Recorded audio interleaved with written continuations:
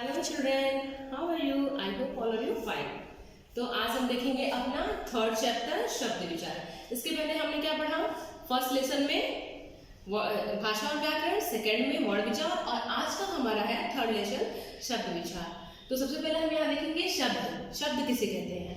एक से अधिक वर्णों के मेल से बने सार्थक और क्रमबद्ध समूह को हम शब्द कहते हैं।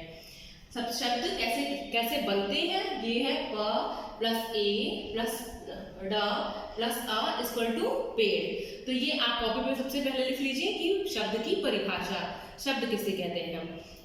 इसके बाद से हम इसके आगे देखेंगे कि शब्द के कितने, शब्द की विशेषताएं कितनी होती हैं। तो अगर आपने ये लिखा हो तो इसके बाद शब्द की विशेषताएं लिखते हैं और समझाते हैं आपको।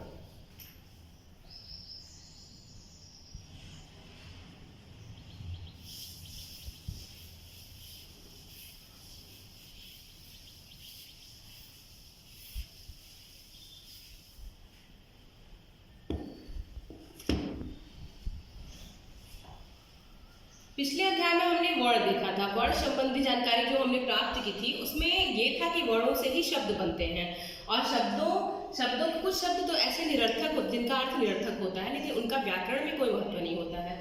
इसलिए हम सार्थक शब्दों को ही व्याकरण में ला सकते हैं और शब्दों का इसके बाद हम देखेंगे कि विशेषताएं कितनी होती हैं शब्दों की।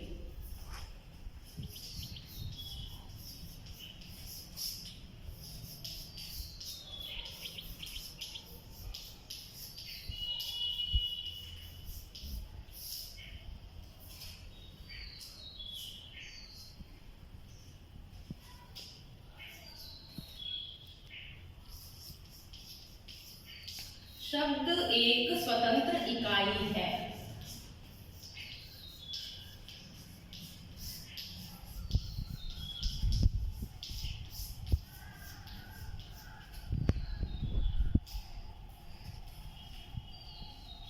प्रत्येक शब्द का एक निश्चित अर्थ होता है। प्रत्येक शब्द का एक निश्चित अर्थ होता है। निश्चित अर्थ होता है। प्रत्येक शब्द वर्णों के सार्थक मेल से बनता है। प्रत्येक शब्द वर्णों के सार्थक मेल से बनता है। सार्थक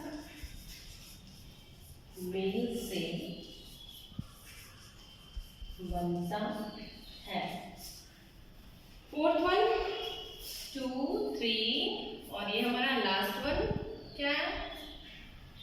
सार्थक शब्दों के मेल से ही वाक्य बनते हैं। सार्थक शब्दों के मेल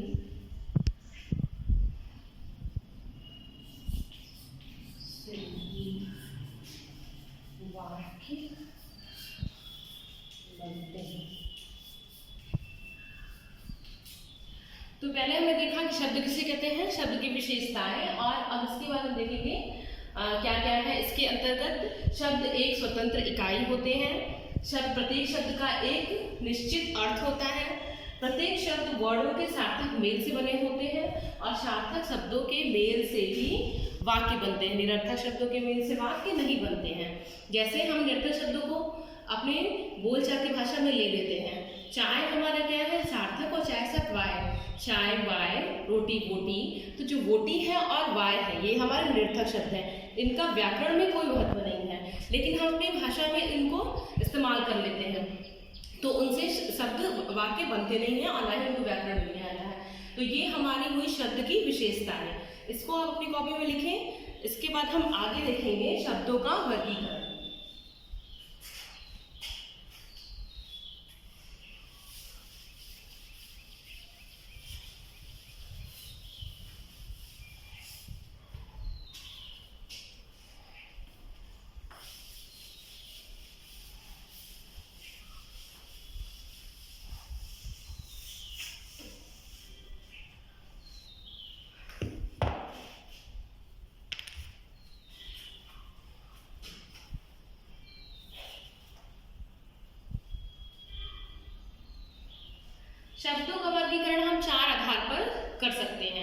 ये वो यहाँ हम आपको लिख के बताएंगे और आप कॉपी में लिखें कि किस किस के आधार पर कर सकते हैं। उत्पत्ति के आधार पर, रचना के आधार पर, अर्थ के आधार पर और प्रयोग के आधार पर।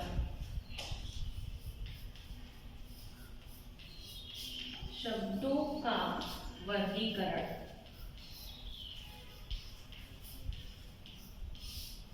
पहला हमारा है उत्पत्ति के आधार पर। उत्पत्ति के आधार पर।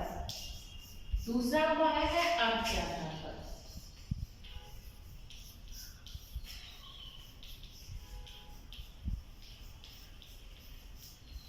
अर्थ के आधार पर। थर्ड वन,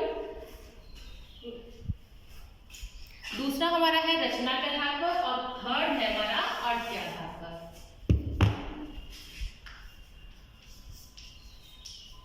रचना के आधार पर। फिर है हमारा अर्थ के आधार पर।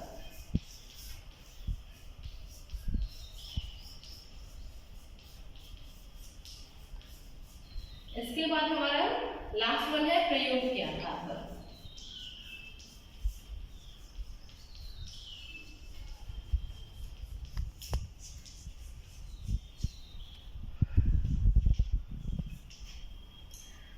ये हमारा है शब्दों का वर्गीकरण। पहला उत्पत्ति के आधार पर, फिर रचना के आधार पर, अर्थ के आधार पर और प्रयोग के आधार पर। इसको कॉपी में देखें, फिर इसके बारे में हम डिटेल जानकारी लेते हैं।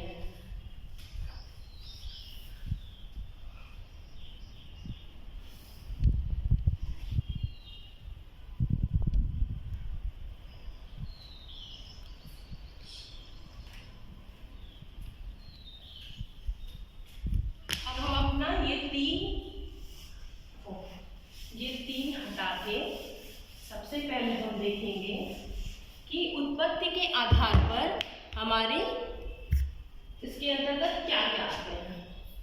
आधार पर और इसके अंतर्गत क्या क्या आएंगे। तत्सम, तद्भव,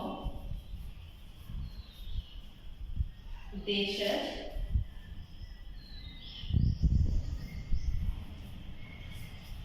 देशज, विदेशी और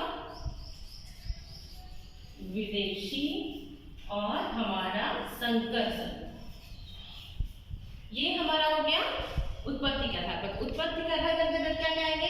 तत्सम, तद्भव, देशज, विदेशी और संकर। सेकंड क्या है हमारा रचना के आधार पर।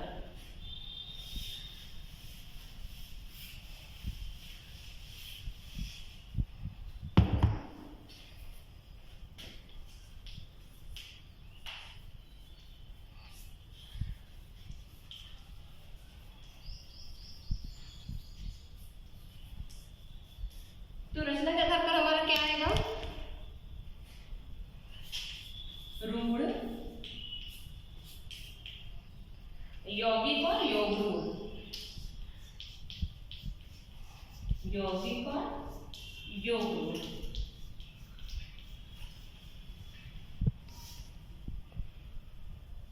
ये हमारा है। हमने देखा पहले उत्पत्ति के आधार पर क्या क्या है। तद्भव, तत्सम, देशज, विदेशी और संकर। सेकंड क्या हमारा रचना के आधार पर। रचना के आधार पर क्या है हमारा रूढ़, यौगिक और योग रूढ़। थर्ड वन हमारा है अर्थ के आधार पर। अर्थ के आधार पर हम देखेंगे क्या है।